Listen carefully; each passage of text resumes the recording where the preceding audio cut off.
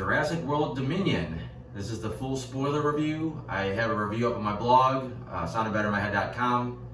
Shouldn't be any spoilers on there. Movie's been getting some pretty mixed reviews. I've been seeing people that saw it and they really dug it, and I've been seeing a lot of people saying that it wasn't that great. I'm going to go in the category of saying it wasn't that great. I gave it a 2 out of 5. I think the biggest problem is that it's not really about the dinosaurs in this movie. It is, but it isn't. Like, they're mentioned, it's a big part of everything going around in the world that they're in. There's dinosaurs everywhere. People are illegally raising them and selling them, but the basic plot of this movie could happen without the dinosaurs. And there's kind of two different plots going on. You got the Jurassic World cast are going on this rescue mission. You know, the little girl was kidnapped, the little baby raptor was kidnapped, so they're going there, they got to go get them back. And then the Jurassic Park crew is trying to get dirt on these weird locusts that have showed up, and they're eating all the crops, so they're huge. And they go to this island that's got a bunch of dinosaurs on it, and those dinosaurs on the way. But both of these stories are the kind of stories you could tell without dinosaurs. It's like you're adding dinosaurs to a kidnapping plot and a plot where, you know, an evil corporation's gotta, you know, someone's gotta get dirt on this evil corporation, and it's like, oh yeah, instead of like guards or, you know, traps or something that you gotta get around dinosaurs. And there's not even like a main, like, boss dinosaur. Like, you know, the first one, not only did you have the T-Rex, but you also were trying to get away from the raptors, and you know, you have like the Spinosaurus and, you know, the third Jurassic World. You got these, you know, man-made, or third Jurassic Park, these man-made dinosaurs in the Jurassic World, you know, movies where they're trying to get away from this one big main dinosaur, basically. And you really don't have this one. They have this in this film. They come across this big dinosaur they got to get away from, and then this one gets, you know, comes after them. But it's like they're not really the boss dinosaurs. It's kind of like, oh, it's more like an inconvenience, and then you move on to the next thing. And then even then, the main bad guy basically becomes this, you know, corporate CEO, whatever you want to call him, the guy that runs the, you know, genetic company. And they're not really that bad guy. They're not all evil. They don't got like these evil guards chasing anybody. They're people over there working for like a guy that's a bad guy, and they're doing some bad stuff. And some people know they're doing bad stuff, but most people they're button pressers. They're just scientists. They're not out there trying to kill anybody. So they really don't try that hard to stop the good guys, because, you know, they're trying to act like they're on the up and up. The action, there's not a lot of action late. You know, you're running from the Giganosaurus at some point. You're running from this dinosaur. The biggest action sequence is the Raptor Chase. I believe they're in Italy, and it's just really pushes like every like realistic. You got to completely suspend your disbelief, I think, for this, because you got Bryce Dallas Howard characters like outrunning a raptor on foot, and she's doing like these parkour jumps from building to building. Like, never got the impression her character's like that, you know, that much of an athlete, you know, before this movie. She's just making these crazy jumps and dodging raptors. And then Chris Pine character's got to get away from raptors, and he's on a motorcycle, and he's barely outrun. They're keeping pace with him on a motorcycle, yet Dallas Howard was like outrunning a raptor like no problem. Like, yeah, she was doing a lot of quick cuts downstairs, and these raptors sliding, but she outran it on foot, and he couldn't even do it on a motorcycle.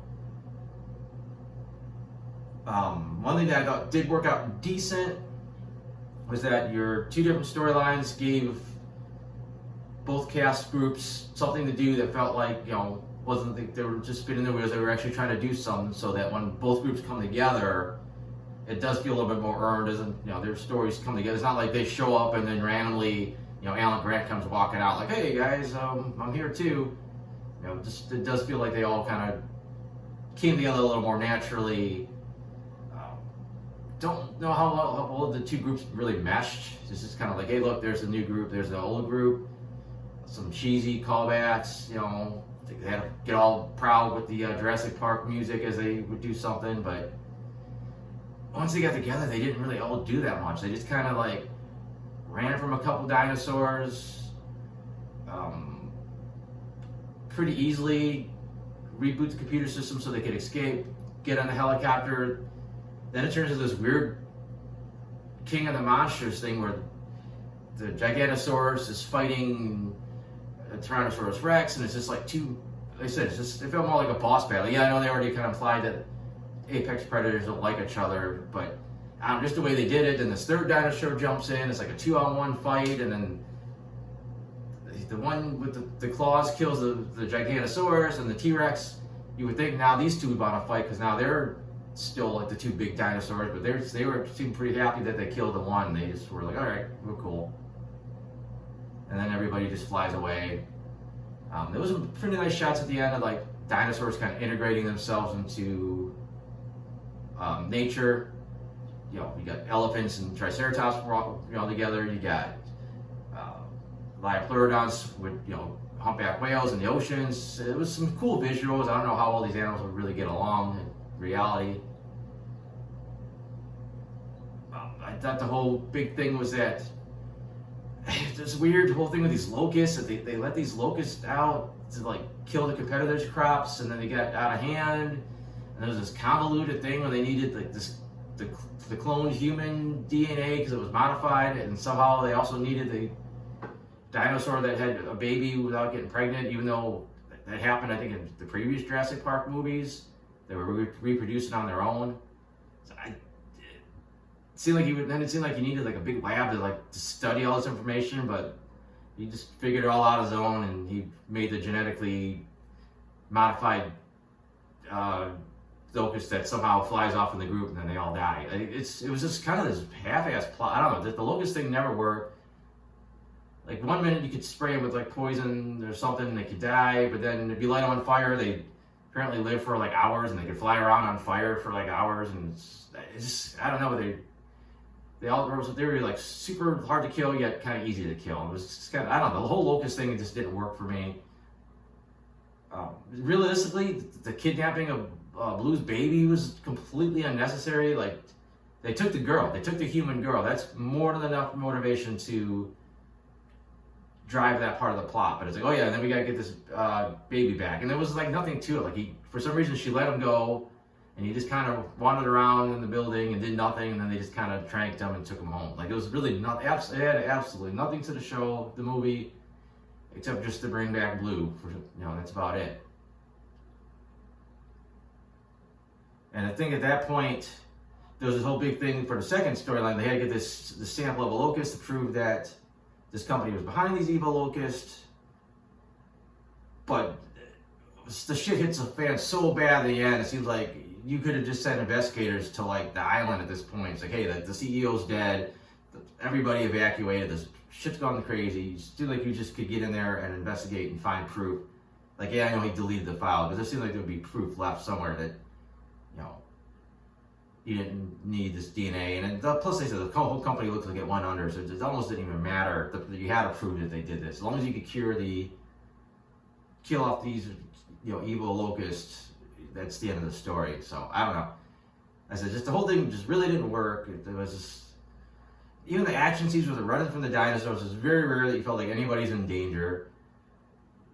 Like none of the main characters died. And on top of that, not only you got the two casts come together from the two franchises, then you added like a couple of new characters to it, and they were fine, but they didn't really add that much. And it's like, it just kind of started feeling bloated, because now you got the pilot, and you got the guy at the inside guy at the lab, and there was just so much going on that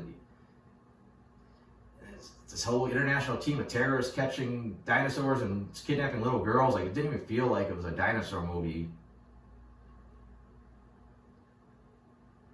But I don't know. I think that's about all I gotta say. Like, I just kind of wanted to rant about it a little bit. I said it was okay. I watched it. I liked the cast. I liked seeing the dinosaurs. They've usually done pretty well, but the story was pretty weak, and it was really anticlimactic at the end. Other than that, like I said, I got the non-spoiler version of this review on my blog. I have other reviews on there. I have my comic strips. That's all at soundedbettermyhead.com. So thanks for watching.